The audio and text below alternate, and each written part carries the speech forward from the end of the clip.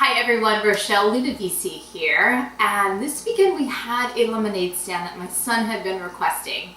And while we were out there, I brought out just one of these ginger snap cookies that I had made and kind of broke it into pieces and let some people try. And I got a really good response from them, and I promised my friend Nancy that I would put them up online.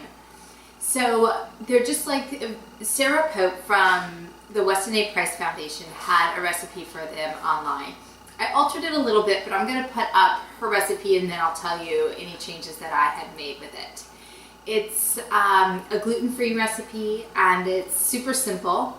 And I made the cookies, took them out. That's my time to kind of indulge in maybe one or two extra cookies because I love them when they're hot like that.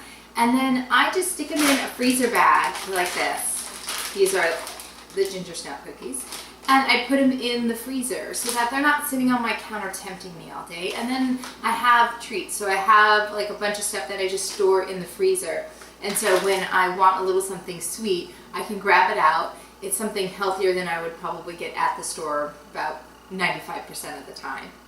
Okay, so check it out. Let me know what you think. So here's my almond flour. It's 1.5 cups. This is actually left over from some almond milk I had, and I just decided to try it and see how it turned out. You're supposed to add 1 tablespoon of water, but you see all that moisture on the paper towel, so I didn't add that into my mixture here. And then here's the arrowroot. You'll see it's kind of just looks like a white flour. It doesn't have a lot of flavor to it just alone. And it's going to be 1 cup of arrowroot.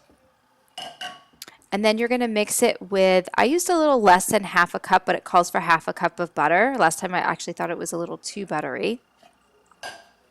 And then you use whatever sweetener you would like, 1/2 cup of it, and I used coconut sugar. And then I am going to add in the 1.5 teaspoons of ground ginger. I'm in my bathroom Sunday morning cooking. And then there's the 1 teaspoon of cinnamon, 1/4 teaspoon of nutmeg and cloves, and 1/2 teaspoon of sea salt. That's what the flour looks like. And then I rolled them into balls like the size of walnuts or a little bit bigger, stuck them in the oven. You're going to let it cook for 5 minutes. And then once it cooks there for 5 minutes, you take it out, you press it down with a fork. And then you're going to, that's what it'll look like. You'll stick it back in the oven and cook it for an additional 15 minutes. And voila, there you go.